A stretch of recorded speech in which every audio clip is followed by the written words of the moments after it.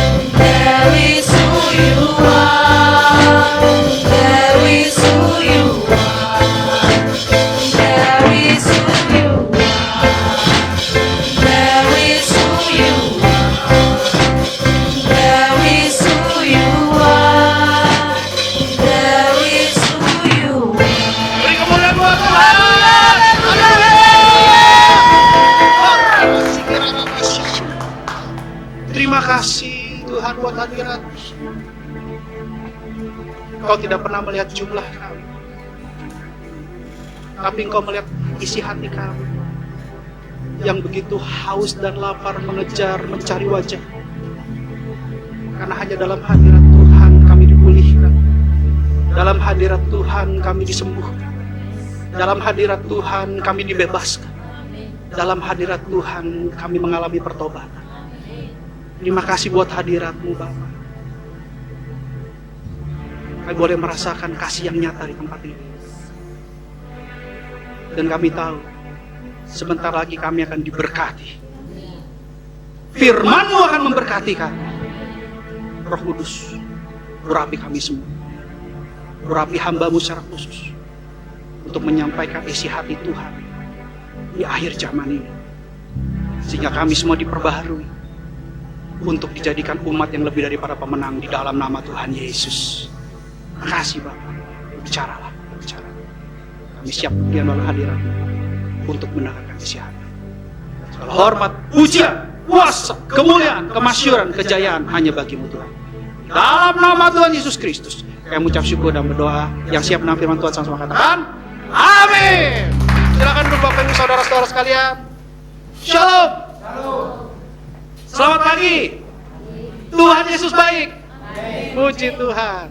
Hari ini saya kedatangan tamu istimewa, kakak kandung saya. Luar biasa ya. Udah lama saya rindukan, udah lama saya doakan, ternyata kakak saya akhirnya datang. Puji Tuhan. Tuhan Yesus baik. Amin. Haleluya. Saya pernah kesaksian di tempat ini, tapi beberapa tahun yang lalu. Jadi waktu itu saya tidak bisa jongkok. Jadi setiap jongkok saya tidak bisa bangun. Kalau saya sudah jongkok, itu saya harus cari tembok, saya pegangan tembok atau pegangan apapun yang ada di dekat saya, baru saya bisa berdiri pelan-pelan. Dan ketika saya berdiri, saya harus berdiam dulu.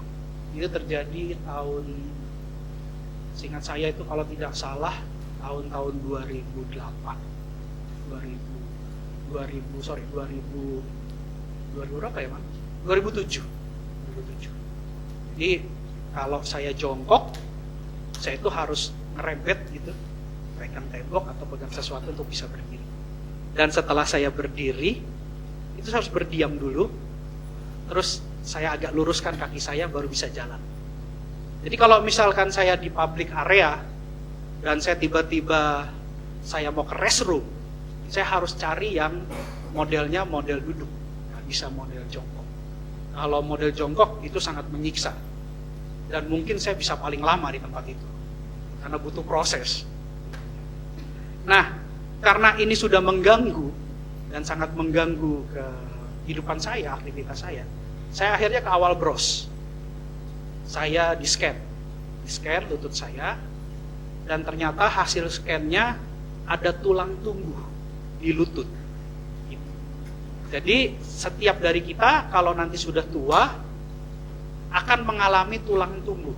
Tulang tumbuh itu bisa di mana aja. Ada yang di pinggul, ada yang di lutut, ya, ada yang di paha, ada yang di tumit. Jadi setiap dari kita itu rata-rata umur 50 ke atas atau dimulai dari 45 ke atas baru akan ada pertumbuhan tulang ekstra. Ya, itu wajar, itu umum. Cuma tempatnya kita nggak tahu di mana. Nah, dokter bingung sama saya karena pada saat itu saya masih 40 sekian kalau tidak salah saya itu, dan belum saatnya tumbuh. Tapi kenapa bisa tumbuh? Lalu saya bilang sama dokter bisa disembuhkan nggak? Tidak bisa, karena ini bukan penyakit. Ini satu hal yang normal, tapi Bapak ini mengalami percepatan. Bukan percepatan berkat, percepatan sakit penyakit gitu ya. Jadi saya bilang, waduh saya sudah jadi pendoa syafaat pada saat itu, belum jadi gembala, tapi ternyata Tuhan izinkan proses di fisik yang tanda kutip memang itu bukan sakit penyakit, tapi normal. Lalu saya bilang bagaimana saran dokter dari segi medis? Ternyata dokter kasih obatnya mahal, Bapak Ibu Saudara-saudara sekalian. Saat itu di tahun 2007-2008, 60 kapsul itu harganya mau 700.000. Obat itu harus dari Amerika, jadi di Indonesia enggak. Jadi saya beli obat itu, satu kotak itu isinya 60 kapsul, harganya kurang lebih kisaran 700.000 kan, 600 atau 700, saya lupa persisnya. Dan obat itu memang buatan Amerika. Jadi saya beli untuk apa? Supaya memperlambat pertumbuhan tulang, bukan menyembuhkan. Ya, memperlambat. Kalau dia makin besar, tulangnya makin besar di sendi lutut saya nggak bisa jalan. Kalau nggak salah saya, kaki kanan saya. Ya, kaki kanan saya. Saya nangis di awal bros, ketika saya tahu habis konseling sama dokter gitu, saya nangis di satu ruangan. Saya bilang sama Tuhan, saya berikan hati saya berikan hidup saya untuk Tuhan, saya mau melayani Tuhan. Oh, diizinkan Tuhan saya kena penyakit ini. Wajar, saya sebagai manusia, saya ada rasa sedih. Saya percaya Tuhan juga pernah menangis, bahkan sampai nangisnya menjadi darah. Jadi Tuhan tidak jawab. Lalu saya mengalami proses, semenjak itu saya minum obat dengan tidak ada harapan. Dan saya sempat konseling sama dokter, saya bilang gini, saya mau ke Singapura. Karena saya dulu pengusaha. Saya benar-benar pengusaha, kakak saya tahu saya pengusaha. Jadi banyak dari keluarga besar saya mengatakan saya bodoh ikut Tuhan. Karena hidup saya sudah terjamin, hidup saya sudah luar biasa. Hidup saya bukan setengah-setengah kaya. Jadi kalau orang setengah kaya masih belum kaya itu. Dalam kesombongan saya ngomong di mimbar, dalam kebodohan saya, dalam kesombongan saya. Kalau setengah kaya jangan banggakan diri, masih belum kaya itu. Jadi kalau saya waktu itu kakak saya boleh jadi saksi bahwa memang saya diberkati, sangat amat diberkati. Ya. Saya pikir saya mau berangkat ke Singapura, saya mau lakukan pemotongan tulang. Jadi tulang yang tumbuh itu dipotong. Tapi rupanya dokter tidak menyarankan. Kenapa? Karena setelah dicek di tulang tersebut, di sekeliling tulang tersebut banyak sekali otot urat saraf. Jadi kalau potong kena kesenggol sarafnya, saya lumpuh. Makanya dokter bilang, jangan Pak, jangan dipotong. Saya bilang, jadi gimana sembuhnya? Dokter cuma bilang satu, hanya mujizat yang bisa menyembuhkan penyakit. Dokter yang bukan orang percaya, dia mengatakan hanya mujizat. Berarti di luar sana banyak orang percaya mujizat sekalipun bukan orang percaya. Saya lalu diam, saya berdoa sama Tuhan, saya pasrah, saya berserah, saya nggak tahu lagi mesti gimana karena manusia tidak bisa berbuat apa-apa. Satu hari ada konser Hillsong. Karena saya termasuk yang diberkati, saya ambil kursi VIP. VVIP sebenarnya. Karena saya ada di atas di balkon dan di barisan paling depan. Saya di sana sama keluarga saya. Saya ikut konser Hillsong. Nah, saya senang lagu-lagunya, salah satu itu lagu Hillsong ya. Ini konser bukan ya? Oh bukan, Planet Shakers ya. Oh, Planet Shakers. Kalau dulu Hillsong terkenal dan sampai hari ini Hillsong lagu-lagunya bagus-bagus. Jadi saya ikuti konser sampai satu saat ada momen preaching khotbah. Jadi saya di atas di balkon, di depan mimbar besar gitu, dia lagi preaching. Ada translator. Waktu dia preaching dia bilang begini, waktu dia khotbah dia bilang, Tuhan bilang di sini ada satu anak Tuhan yang dia sayang, tapi kakinya sakit. Dan kaki itu kaki kanannya. Dia tidak bisa berdiri pada saat dia jongkok. Lututnya sakit. Saya tidak kenal preacher itu, dia tidak kenal saya. Tapi dia katakan bahwa Tuhan mengatakan sama dia, ada anak dia yang kaki kanannya sakit dan lutut kanannya sakit. Dia spesifik di bagian kanan, di tempat yang saya sakit. Lalu preacher itu bilang begini, saat ini juga kalau memang ada orang tersebut di tempat ini angkat tangan, saya angkat tangan dengan iman. Saya mau bilang sama Tuhan, itu saya Tuhan gitu. Itu saya. Dan lalu preacher itu bilang begini, saya lupa siapa yang naik. Saya lupa namanya. Padahal itu favorit juga. Jadi waktu itu dia bilang, in the name of Jesus, you are healed. Dan saya imani, saya tangkap berkat itu.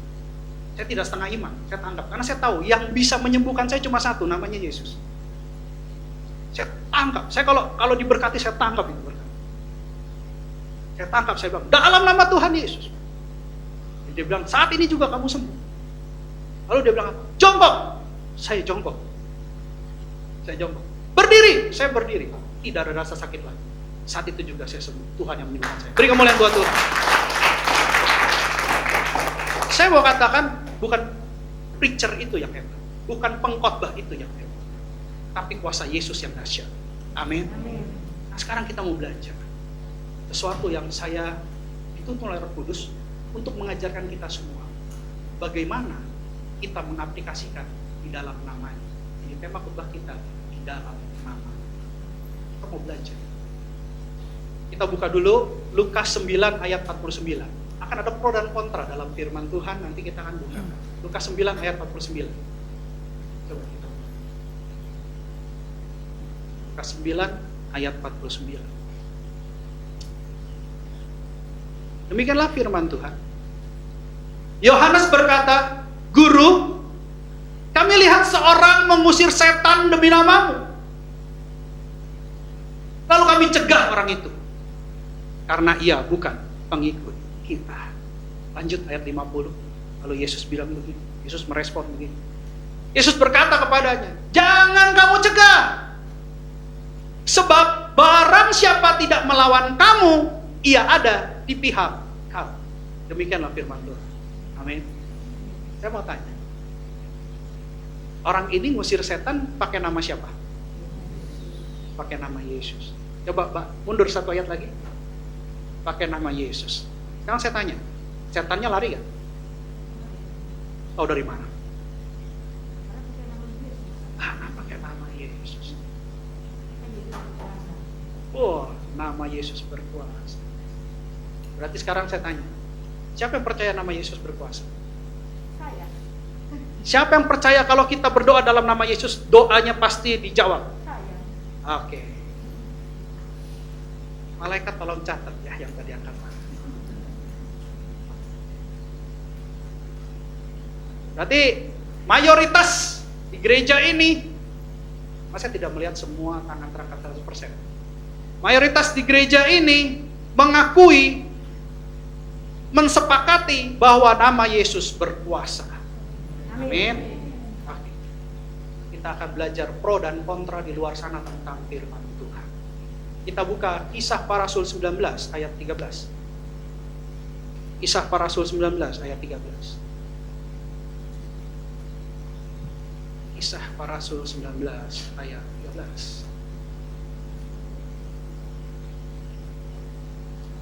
Perikopnya apa di situ? Anak-anak kecewa atau anak kesekewa? Sekewa. Kita belajar. Demikianlah firman Tuhan, Kisah Para Rasul 19 ayat 13, bukan 9. Ya.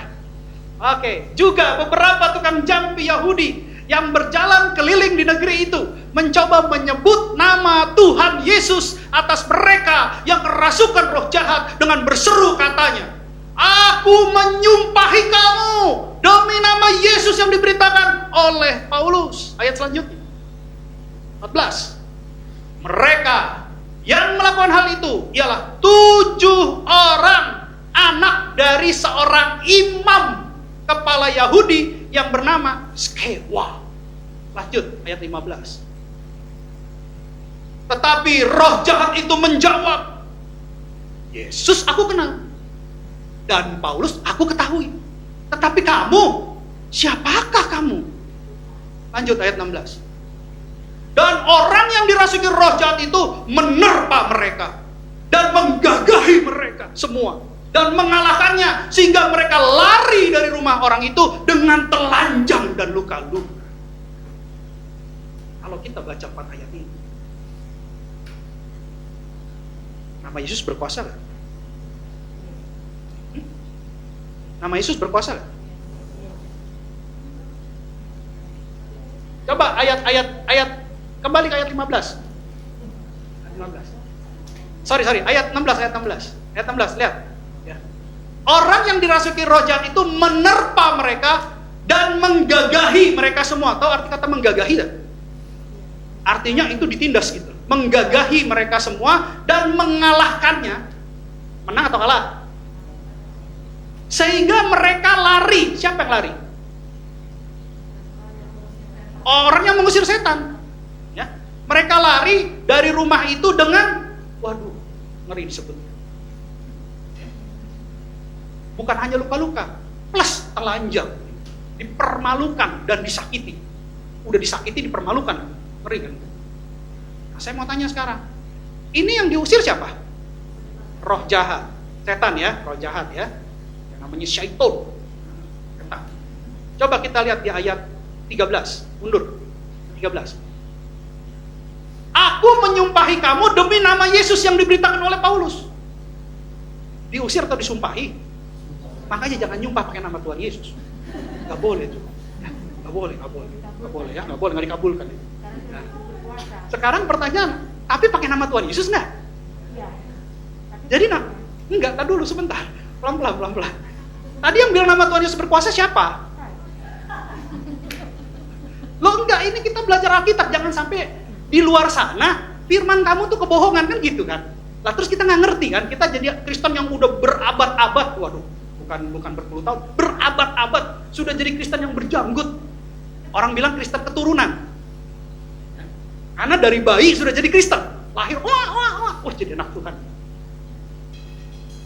Tapi sekarang pertanyaannya, tanya nih sama orang di luar, loh, kalau saya suruh berdoa dalam nama Tuhan Yesus, buktinya di Kisah Para Rasul 19 ayat 13, karena dia murtadin, bukan ya, kalau mualaf. Dia menyerang firman. Kalau orang sudah jadi mualaf biasanya menyerang firman. Lalu dia bilang, bukankah di Kisah Para Rasul 19 ayat 13 anak-anak Skewa lari dari roh jahat, padahal menggunakan nama Tuhan Yesus, kan begitu. Berarti nama Yesus berkuasa atau tidak?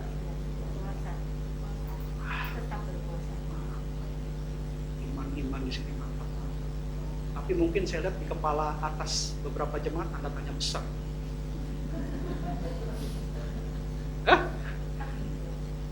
Jadi sekarang pertanyaannya kenapa? Kok roh jahatnya menang?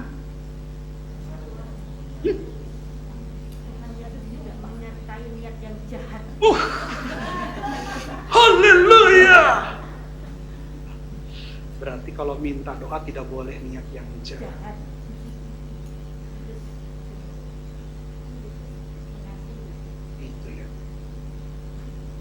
Bapak, tolonglah hamba-Mu ini. Tetangga hamba sudah berhutang 50 tahun. Dari generasi engkong sampai papa, sampai hamba diturunkan. Dia tidak bayar-bayar Tuhan. Sudah 3 keturunan saya mendoakan, tapi belum dibayar-bayar Tuhan. Itu jahat apa enggak? Padahal kehidupannya miskin, kehidupannya susah. Pembenaran terjadi di tempat ini. Haleluya. Jadi gini ya, masalah motivasi jahat atau tidak jahat, kalau kita lihat tujuan orang ini mengusir setan jahat atau tidak jahat? Usir setan jahat apa nggak jahat? Oh, biarin aja Pak, biar setannya punya rumah. Jangan diusir. Kasihan tuh setan keliling-keliling nggak dapat tempat, di pohon ditebang, kuburan digali, dibongkar, jadiin apartemen. Ada tempat sekarang bagus di orang ini. Kita bisa tanya nomor Pak, nggak apa-apa Pak, biar di situ. Jahat apa nggak jahat tuh musir setan? Nah, bingung lagi sekarang. Tadi katanya jahat, sekarang tidak jahat. Jadi gimana nih? Enggak. Ayo kita berpikir, kita berinteraksi dengan firman Tuhan, sehingga kita memahami. Pulang dari tempat ini kita diberkati. Pulang dari tempat ini kita tahu menggunakan kuasa Tuhan. Bukan doa yang hampa, tapi doa yang penuh dengan kuasa. Sorga terbuka, sorga menjawab, sorga merespon. Sehingga anak-anak Tuhan di tempat ini semuanya diberkati untuk memberkati. Amin. Kita mau belajar nih hari ini. Tuhan suruh belajar kita ini. Jangan cuma doa ini. Ya pasti. Makasih Tuhan. Saya mau tidur. Ngantuk. Capek. Amin.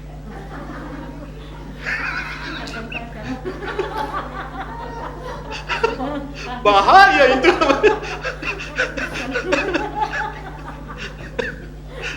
Ya. Ini kita mau belajar hari ini. Hal yang sederhana. Ya, kalau anak Kristen ditanya kan, anak Tuhan tanya, doanya gimana? Dalam nama Tuhan Yesus. Wih, keren. Doa ada berapa lama, Bu? 7 tahun, Pak, nggak dijawab. Padahal pakai dalam nama Tuhan Yesus. Nah, kita mau belajar. Ini kan ada kasus, ada contoh kasus nih. Ini anak imam loh. Wih, anak imam. Tapi rupanya, dia bukan hanya anak imam, dia juga disebut tukang jampi Yahudi. Kalau kita di zaman kita tukang jampi gitu ya, kalau mau minum, minum. Jigongnya muncrat. Kita mau minum geli, apaan nih? Gitu. Apalagi tukang jampinya kan ini kan. Minum. Sembuh. Kadang sembuh masuk ICU. Bahaya itu. Kenapa begitu? Padahal kalau saya kuatkan lagi, saya amplified firman Tuhannya. Coba kita lihat di Yohanes 1 Yohanes, saya amplified ya, biar asik gitu ya. Jadi kita belajarnya tuh jangan hanya khotbah yang bikin suara mendengkur keluar gitu, tapi kita bikin yang interaktif tapi bermakna dan menjadi berkat. Kita coba buka Yohanes 14 ayat 13. Jadi nanti kita mulai melihat gitu. Yohanes 14 ayat 13. Yohanes 14 ayat 13. Yuk kita baca sama-sama. 3, 2, 1. Dan apa juga yang kamu minta dalam namaku, aku akan melakukannya, supaya Bapa dipermuliakan di dalam Anak. Ayat 14. Kita baca lagi 3, 2, 1. Jika kamu meminta sesuatu kepadaku dalam namaku, aku akan melakukannya. Siapa yang ngomong? Tuhan Yesus. Tuhan Yesus ingkar janji ya? Tidak, dia kebenaran.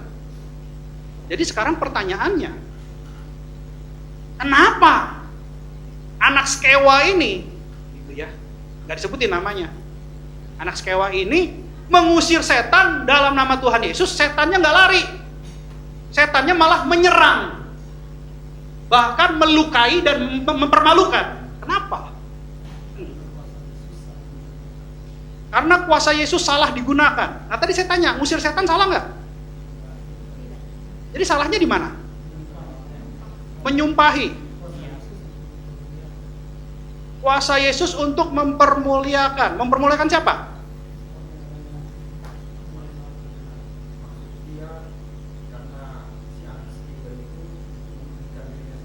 Wes, mantap, diperjelas. Ya, jadi ibaratnya anak-anak skewa itu mau mencuri kemuliaannya Tuhan. Ya, motivasi hatinya sudah nggak benar. Padahal kalau kita lihat di ayat 13, mundur satu ayat di ayat 13. Aku akan melakukannya supaya Bapa dipermuliakan. Ya. Tapi motivasi hatinya untuk mempermuliakan dirinya.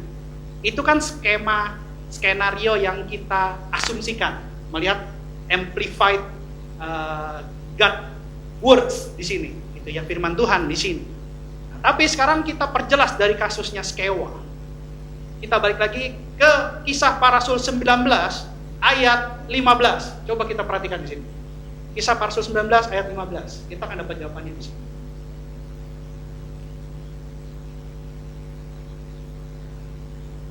Tetapi roh jahat itu menjawab, Yesus aku kenal, Paulus aku ketahui, tetapi kamu, siapakah kamu? Dapat gak clue-nya? Yesus dikenal gak sama roh jahat? Paulus dikenal gak? Kenapa Paulus dikenal?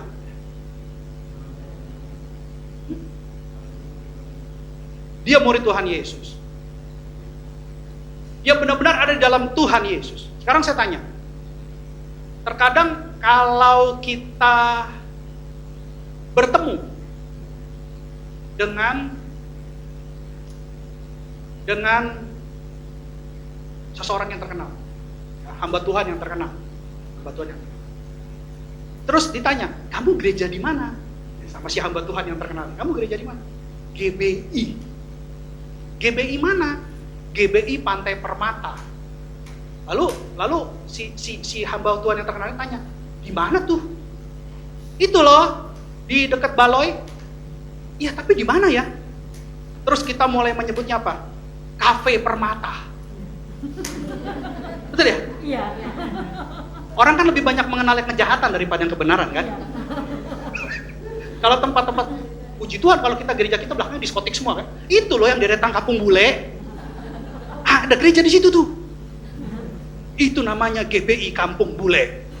Misalkan kayak begitu. Misalkan kayak begitu gitu ya, misalkan. Ampuni saya Tuhan, misalkan ini kan contoh. Gitu ya. Jadi kalau tanya kan misalnya GBI di mana? GBI Pantai Permata di mana tuh? Kalau GBI yang besar kan kedengeran kan, oh GBI besar, pantas orang ini pindah ke sana, GBI besar, kan gitu ya. Banyak orang ke GBI besar kan karena AC-nya dingin Pak, bisa buat tidur. Gitu. Ya kan? Terus orangnya banyak Pak, kalau tidur nggak ketahuan, pura-pura aja buka Alkitab begini aja dia. Ya kan? Pendetanya lihat kan, wih rajin amat orang, kudus banget tuh baca Alkitab terus. Gitu. Sampai keluar, oh tidur. Gitu ya. Kan gitu ya. Kalau gereja kecil gitu kan kelihatannya, gerejanya kecil, nggak rame nggak ada lu, nggak rame. Padahal dia nggak tahu Tuhan hadir, itu yang keren. Ya. Kalau gerejanya kecil lebih diperhatikan sama gembalanya. Kalau gerejanya besar, kita kenal gembala belum tentu kenal kita. Kan gitu ya? Nah sekarang kembali lagi nih, ditanya, GBI mana? GBI Pantai Permata. Di mana dekat Cafe Permata? Oh itu, GBI apa tuh? GBI-nya Gatsu, Rayon 1I. Dia tanya lagi, apaan tuh GBI Gatsu, Rayon 1I? Terus kita bilangnya apa? Itu loh GBI-nya Paniko. Iya. Baru pada tahu, oh GBI Paniko. Bener gak? Iya. Bener ya? Iya. Coba tanya, misalnya si anak Skewa, siapa lu? Kan gak tahu kan? Tapi dia mau bilang, saya pengikut Yesus. Dia bukan pengikut Yesus. Gak mungkin dia bilang, saya pengikut Yesus. Tapi si iblis bilang, Yesus aku kenal. Paulus aku ketahui. Kenapa? Paulus ikut Yesus. Paulus memang muridnya Yesus. Lah ini anak Skewa, tukang jampi. Pakai batok-batok lagi jampinya. Ya kan? Kan nggak ngikut Yesus, ngaku-ngaku gitu loh. Ini loh. Ngaku-ngaku. Makanya dia belum mengenal Yesus. Kalau orang belum mengenal Yesus, gimana dia mau percaya? Makanya dia bilang di ayat 13, coba perhatikan kata-kata di ayat 13. Dia bilang begini, ini kecohannya siasatnya simbolis nih, untuk kalau orang yang nggak ngerti firman bisa dikecoh. Dia bilang begini, aku menyumpahi kamu demi nama Yesus, yang berarti dia tahu Yesus dari siapa? Bukan dia sendiri yang kenal kan? Bukan dia sendiri yang percaya kan? Tapi katanya kan gitu. Sehingga tidak ada puasa di dalam perkataannya. Dia mengatakan demi nama Yesus yang diberitakan oleh Paulus. Makanya iblis bilang, Yesus aku kenal, Paulus aku kenal, kamu siapa? Kan gitu. Ya. Jadi kenapa tidak ada kuasa? Dan kenapa yang tadi ngusir setan ada kuasa, sama-sama ngusir setan? Oh, setannya beda, Pak. Itu pangkatnya kopral. Yang ini jenderal, Pak. Gitu. Bukan, tapi karena dia tidak mengenal dan tidak percaya. Matius 21 ayat 21 bilang gitu. Matius 21 ayat 21 Tuhan Yesus bilang gitu. Matius 21 ayat 21. Yesus menjawab mereka, aku berkata kepadamu, sesungguhnya jika kamu percaya dan tidak bimbang, kamu bukan saja akan dapat berbuat apa yang kuperbuat dengan pohon ara itu, tetapi juga jikalau kamu berkata kepada gunung ini, beranjaklah dan tercampaklah ke dalam laut, hal itu akan terjadi. Boleh bimbang, nggak boleh, harus percaya. Tapi bagaimana mau percaya bahwa tukang gipsum ini bagus, bahwa tukang las ini bagus, bahwa Xenia Furniture ini menjual barang-barang furniture yang bagus, bahwa Bu Ani ini membuat kue yang enak, bahwa Bu Ani bisa masak yang enak, bahwa Novi menjadi salesman yang paling mantap. Gitu. Bagaimana kalau tidak mengenal? Dia percaya kalau dia mengenal. Kita bilang, Bu Ani makanannya enak, tapi dia tidak pernah makan makanan itu. Kalau dia makan, dia kenal, dan dia buktikan, dia percaya. Kenal, percaya. Kenal dulu baru percaya. Nggak ada orang percaya tanpa kenal. Kalau tidak terjadi penipuan di mana-mana. Manusia seperti itu kan? Kenal, dengar, didapat referensi, baru dilihat, baru percaya. Oh iya bener loh, kerjanya bagus. Oh iya bener loh, masakannya enak. Oh bener loh, barang-barangnya keren.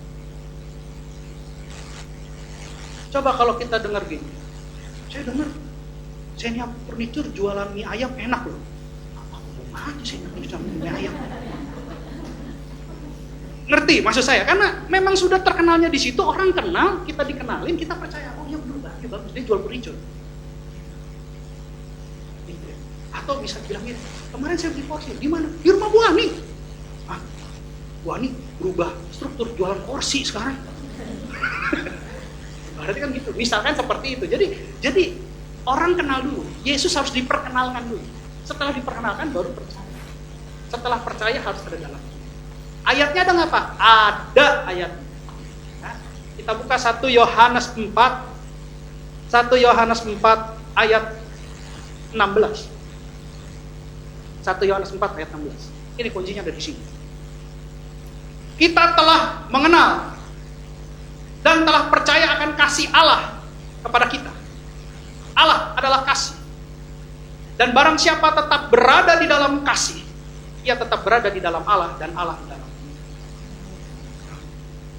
Siapa kasih? Yesus. Kita telah mengenal, pertama mengenal. Kedua, telah percaya, kedua percaya. Yang ketiga, barang siapa tetap berada di dalam kasih, di dalam ada di dalam. Maka apapun yang kita minta dalam nama Tuhan Yesus, Tuhan akan melakukan untuk melihat Bapa di surga. Amin. Jelas ada 3 hal, 3 poin. Dan anak-anak Skewa tidak memiliki 3 poin ini. Bukan masalah menyumpahi. Saya bukan menyumpahi, saya membunuh setan, roh jahat. Lebih kejam lagi, kalau dibilang benar gak benar, saya lebih kejam lagi. Saya biasanya gini kalau doa. Hai kamu roh jahat, saya ikat di dalam nama Tuhan Yesus. Roh Kudus turun dari surga membakar kau dalam nama Tuhan Yesus. Habis itu saya buang ke Tartarus dalam nama Tuhan. Saat di situ sudah diikat, dibakar, dibuang. Angkanya saya ketemu setan, saya nggak gemetar. Setan ketemu saya gemetar. Kenapa? Saya tidak tiba. Kalau saya doa, saya tidak tiba. Saya tahu Tuhan saya lebih besar. Jangan di sini di gereja, haleluya, puji Tuhan. Sayang, disayang. Aku disayang Tuhan. Begitu lewat kuburan, misi kok, misi mbah. Itu gak benar itu begitu. Ya. Jangan kayak gitu. Anak Tuhan tetap sekali Tuhan, tetap Yesus sekali Yesus, tetap Yesus gitu. GBI di bumi, GBI di surga. Ya, jadi kita belajar di sini. Bagaimana kita bisa punya kuasa Tuhan. Saya punya satu ilustrasi tadi saat teduh. Saya dikasih ilustrasi sama Tuhan. Mudah-mudahan ilustrasi ini bisa membawa kita kepada penjelasan yang lebih aktual lagi.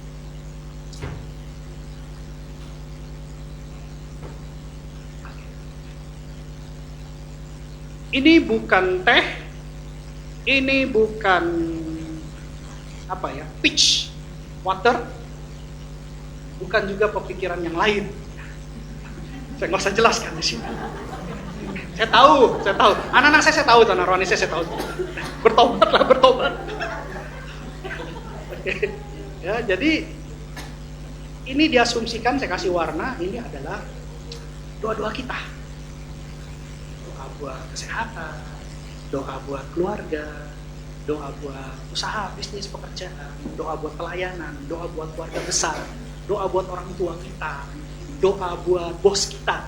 Karena kesejahteraan kantor adalah kesejahteraan kita, ya. Kesejahteraan kota adalah kesejahteraan kita kalau kata firman. Tapi kesejahteraan kantor, kesejahteraan perusahaan kita juga kesejahteraan kita. Kalau bos kita sejahtera, kita sejahtera. Kalau bos kita melarat, ya kita juga bangkrut ikut melarat. Benar nggak? Jadi kita doakan bos kita. Jangan hanya doakan kantong kita terus, doakan juga kantong bos. Kalau bisa doakan juga iman bos, biar bos ikut Yesus di gereja kita. Amin ya. Amin ini cuma sedikit bagian depan doang. Kan bagus kalau di sini banyak bos, gitu kan. Nanti kita jadi saluran berkat. Kita nanti lakukan baksos, kita lakukan kunjungan ke panti asuhan, ke panti jompo. Tapi kan harus diberkati dulu. Gitu, ya. Berkati jangan buat gembalanya, berkatnya buat gerejanya. Yang setuju katakan amin. Ya, jadi kalau di sana ada pengajaran kasih persepuluhan itu buat memperkaya gembala, pakai dalam nama Tuhan Yesus lagi. Udah nggak ngerti firman, pakai dalam nama Tuhan Yesus. Itu berkuasa nggak? Enggak, kayak 7 anak sekewa, dia harus belajar Kisah Para Rasul 19. Gitu. Kenapa? Karena tidak ada tertulis di firman Tuhan persepuluhan untuk hamba Tuhan, tapi untuk gerejanya. Dia belum belajar firman berarti. Dan kalau kita nggak mengembalikan persepuluhan, kita yang sengsara, kita yang rugi. Gitu. Tapi kalau kita kembali persepuluhan, kita putus. Gitu. Dan yang diberkati, ya yang memberikan persepuluhan dengan sukacita, bukan yang mendapat persepuluhan. Dapat 10% emang bisa sukacita? Enggak, yang 90% dong yang sukacita. Benar nggak? 90 sama 10 siapa yang lebih sukacita? 90. Dan itu makin diberkati. Buat mereka, bukan buat kita. Ya, jadi kalau hamba Tuhan yang satu ini ngomong begitu, karena hamba Tuhan juga melakukan itu. Jadi bukan ini. Sekarang kita kembali lagi. Ini doa-doa kita nih. Kita mau doa kita sampai ke surga cerita. Kalau dibalik lah. Kalau pesta balik ini kan berarti surga di sebelah tangan mana? Tangan kanan kan. Kalau ngeliat dari sana kan, saya kan dari kiri. Kalau dari sini kan tangan. Ini kita surga nih, besar. So. Kalau kita kecil, gitu ya. Doa-doa kita, nih. Wah kita doa. Senin, Selasa, Rabu, Kamis, Jumat, Sabtu, Minggu, 1 minggu, 2 minggu, 3 minggu, bulan, tahun dari jauh. Yang ada apa? Kembang, kemis gitu ya. Doa gitu kan, Senin, Kamis, gak dijawab. Tuh. Gitu. Nah terus dengan kekuatan sendiri berusaha. Udah deh, kan kata Tuhan bukan hanya berdoa tapi harus berusaha. Ora et labora. Ya udah saya berusaha deh. Jadi doanya ditinggalkan mulai dengan kekuatan sendiri. Wah ini doa gerak kekuatan sendiri kan berat kan.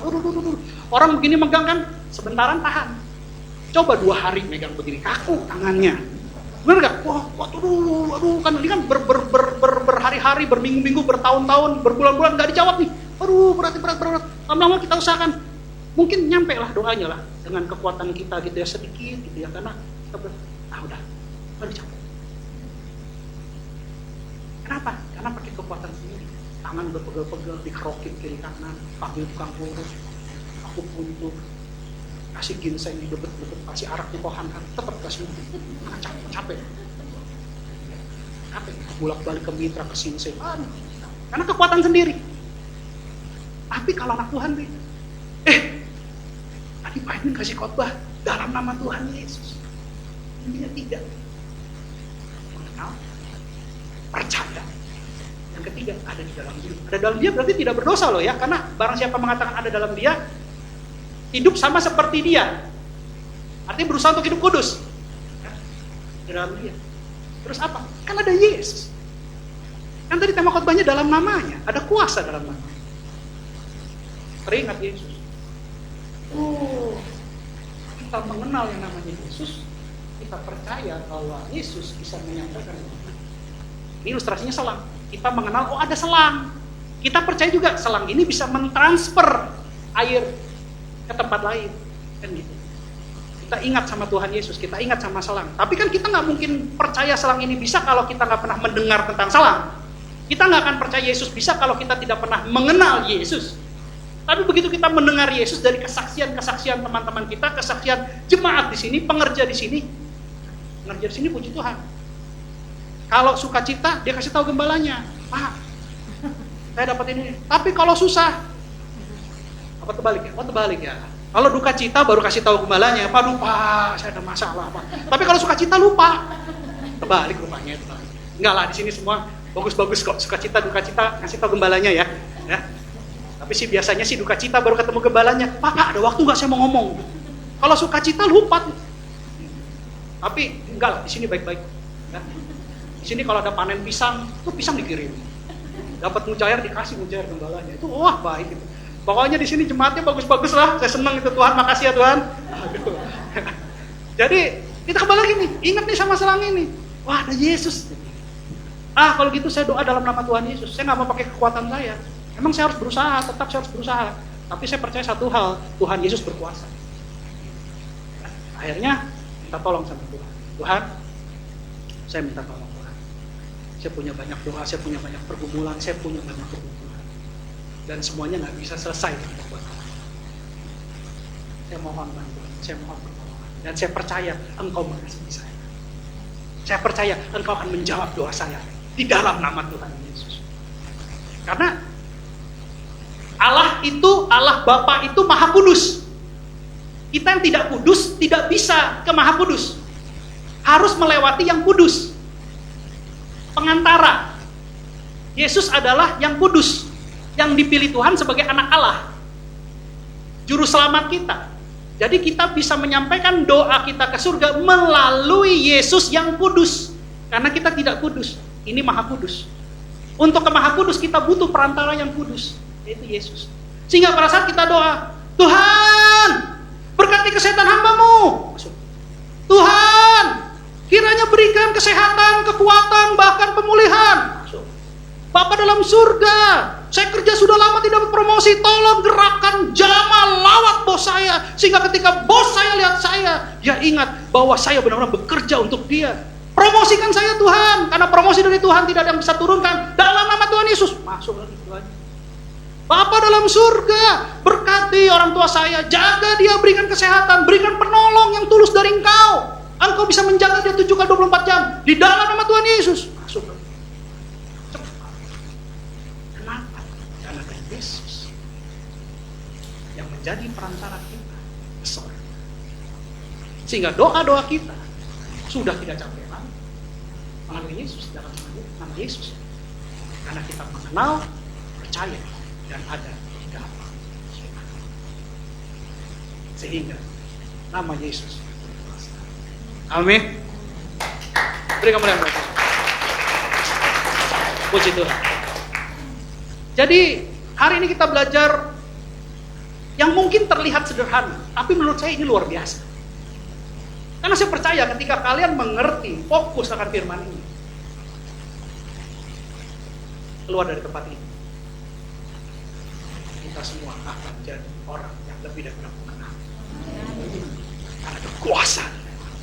Segala roh ketakutan, roh kekhawatiran, roh kemiskinan, roh kebodohan, roh kebebalan, roh kemalasan, roh perjinahan, roh percabulan, roh pornografi, roh kenajisan, roh kedengkian, roh kesombongan, roh dusta, hancur dalam nama Tuhan Yesus. Kuasa di dalam. Ingat, kita harus mengenal, harus percaya, dan ada di dalam Dia. Jangan gini, Tuhan berkati hamba-Mu sambil main QQ. Goceng, cepat. Minumnya kuat. Dalam nama Tuhan Yesus menang. Itu sudah nggak benar itu. Jangan. Ya, tapi kita harus ada dalam Tuhan. Kita bukan hanya mengenal, percaya, tapi ada dalam Tuhan. Amin. Pemusik saya undang untuk maju ke depan. Puji Tuhan. Hari ini kita belajar sesuatu sederhana tapi luar biasa. Karena kita punya Tuhan yang luar biasa. Saya percaya bahwa mujizat masih ada buat kita. Banyak hal yang terjadi dalam hidup saya. Dari saya meninggalkan Yesus karena demi harga diri. Saya ingin dihargai, saya ingin dihormati. Karena saya dari keluarga susah. Waktu mama sama papa minta uang sekolah, saya masih ingat, minta uang sekolah sama keluarga papa, itu kita dihingar-hingar. Bahkan ketika abang saya pinjam motor, disangka curi motor. Yang kakak saya menikah, saya juga kehidupan kami susah. Dan kesusahan itu membekas di hati anak-anak. Semua anak-anak saudara-saudara saya, kakak saya, dan saya. Sehingga kami semua berusaha untuk menjadi orang sukses. Kenapa? Karena kami pernah dihina. Apa yang terjadi? Pada saat itu saya meninggalkan Tuhan. Saya mulai bertapa, saya mulai belajar ilmu hitam. Saya mulai mencari jimat-jimat, penglaris, bahkan saya menikah dengan jin. Jadi kalau mau tahu kehidupan saya menikah dengan jin di Blitar. Ada satu spiritualis, umurnya udah 100, ini sekitar 150. Dia penjaga makamnya Bung Karno. Jadi saya sempat menikahkan dengan jin, sehingga saya punya power. Ya. Jadi kalau misalnya saya berantem itu, kalau tidak tajam itu nggak akan. Bahkan kalau bos itu ngelihat kita, semua bos itu bisa sayang, namanya ilmu pengasihan. Saya bertapa juga, dan akhirnya saya mulai jadi orang yang jahat, melegalkan semua cara untuk menjadi kaya dan dihormati sebagai atlet. Apa yang terjadi? Saya terjebak dalam kebodohan, dalam keserakahan, dalam hal-hal yang jahat. Sampai akhirnya saya dipanggil Tuhan kembali, dan di situ saya baru melihat bahwa kuasa jahat itu ada batasnya. Tapi kuasa doa di dalam nama Tuhan Yesus itu sempurna. Ketika saya pakai ilmu-ilmu gelap, saya harus membayar. Tidak ada yang gratis di ilmu gelap. Apa yang kamu minta, itu yang harus kamu beri. Tapi ketika saya kenal sorga, Tuhan memberikan dengan sukacita. Dia tidak pernah ingkit masa-masa di mana saya susah, saya minta tolong. Justru dia ingin membawa saya terus naik dan bukan turun menjadi kepala dan bukan ekor, untuk hormat dan kemuliaan dia. Jadi mulai saat itu saya mulai mengerti ada kuasa doa di dalam nama Tuhan Yesus. Saya bukan hanya mengenal, saya percaya. Dan lebih daripada itu, saya berusaha untuk dekat dengan Tuhan. Dan saya percaya Tuhan Yesus sayang kita semua. Sehingga pagi ini Tuhan Yesus mengajarkan kita bahwa dalam nama ada kuasa. Amin. Kita nyanyikan satu lagu. Bapak Ibu saudara-saudara sekalian, saya undang untuk berdiri. Kita nyanyikan dengan semangat.